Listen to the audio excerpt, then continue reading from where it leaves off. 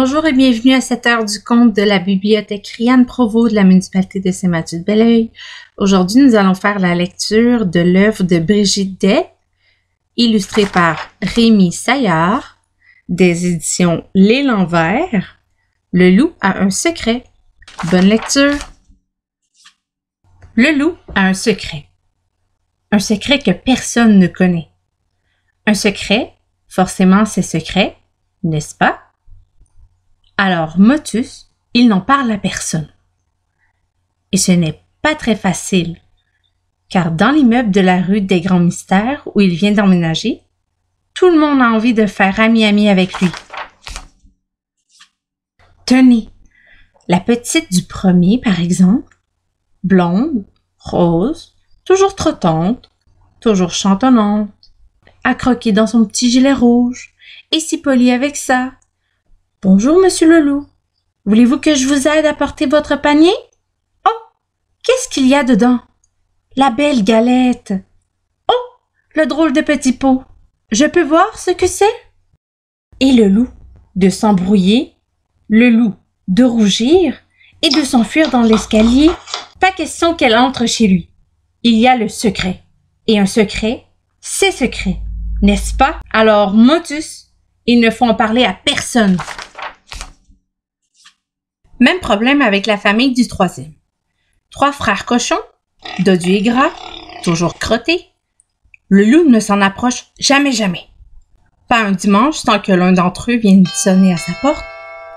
Monsieur loup, y êtes-vous? Auriez-vous de la paille, s'il vous plaît? Monsieur loup, y êtes-vous? Un peu de bois ne serait pas de refus. Monsieur loup, y êtes-vous? Il nous manque quelques briques, ouvrez-nous. Et le loup de s'embrouiller, le loup de souffler.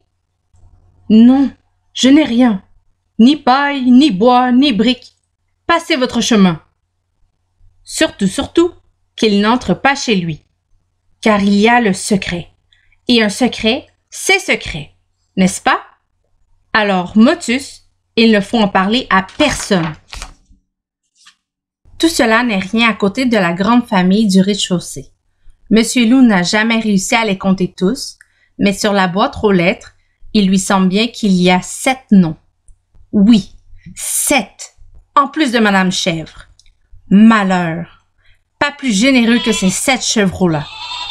Un peu de farine, monsieur Loup? Nous venons d'en rapporter de chez l'épicier. Touchez avec votre patte comme elle est douce. Vous en prendrez bien un peu? Lui glisse-t-on dans l'escalier. Et le loup de s'embrouiller, le loup de blêmir. Je ne veux pas voir vos blanches pattes à ma porte, non merci. Impossible qu'ils entrent chez lui. Il y a le secret. Et le secret, c'est secret, n'est-ce pas? Alors, Motus, il ne faut en parler à personne. Nom d'un petit bigoudi. Tu dois te demander ce que peut bien être ce secret si soigneusement gardé. Eh bien, vite, glisse-toi sans bruit derrière le loup. Tu vas voir ce qu'il y a à voir. La porte s'est refermée. Chevillette poussée et bobinette levée. Ouf! Le loup est en sécurité. Ouvre l'œil. Laboratoire secret d'entraînement au métier de vrai grand méchant loup. C. Rouge. Biquet. Mère grand. Fluor. Dévoré. Histoire dedans. Tout sur le loup. Loup-garou. L'estomac. Mais pourquoi diable tout cela? Parce que le loup, en vrai, n'a aucune envie d'être méchant. Lui, ce qu'il aime, c'est jouer du violon et faire de la pâtisserie. Autant dire, la honte des hontes pour les loups. Alors, il fait des efforts et s'entraîne de tout son cœur pour devenir un vrai méchant, comme dans les contes. Et il s'en donne du mal dans son laboratoire. Crois-moi, mais rien n'y fait. Lorsqu'il croise la blondinette du premier, il ne rêve pas du tout de la croquer. ni de montrer les dents devant les 7 chevreaux qui font les fous dans l'escalier. Il préférerait leur préparer de petits sablés à tous. Impossible. Impossible pour un loup. Quant aux 3 cochons dodus, il n'a pas non plus le courage de les accueillir avec des hurlements glaçants. Ils lui font beaucoup trop peur. Voilà, je l'ai dit, peur. Lui, un loup. Tu te rends compte? Voilà un secret impossible à avouer, n'est-ce pas? Alors, Motus, il n'en parle à personne. Il se sent bien seul, ce loup. Et pourtant, s'il savait de quoi papotent ses voisins, le soir, quand il est enfermé dans son laboratoire, quel loup délicieux que ce loup, soupire Madame Chèvre. Et la nuit, quand il croit que tout le monde dort et qu'il joue du violon, que font les autres? Ils l'écoutent? Enchantés? Pardi? Oh! Ils ont bien deviné que ce loup-là n'était ni grand, ni méchant, et même qu'il avait un poil peur de tout le monde. Alors, comme ils sont très malins, ces voisins-là, un soir, ils décident d'un plan pour faire changer les choses une bonne fois pour toutes. Le lendemain, le loup tombe sur un des 3 frères de Ducrotté, dans le couloir. Pas le temps de dire « Ouf !» Le cochon pousse un cri d'effroi. « Je vous en supplie, monsieur loup, n'approchez pas !»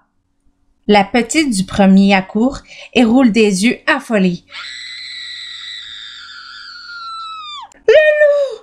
Au secours! » Et ainsi, toute la journée, les habitants s'enfuient en glapissant sur son passage. Nom d'un petit garou, se dit le loup stupéfait. Se pourrait-il qu'il ait enfin réussi à devenir un vrai grand méchant loup à présent? Il en chanterait presque de joie dans l'escalier. Les choses se passent de la même façon les jours suivants. Ha ha! Inutile de continuer à s'entraîner, son labo secret a parfaitement fonctionné. Mais au bout de 2 semaines, le loup commence à se demander si tout ça ne va pas un poil trop loin. Terroriser tout le monde, c'est un peu fatigant. Finalement, il est encore plus seul qu'avant. Dommage, parce que, maintenant qu'il est rassuré sur sa force de loup, il ferait bien ami-ami avec ses voisins. Mais plus personne ne lui parle. Et puis, une telle pagaille dans un immeuble si tranquille, ce n'est pas possible.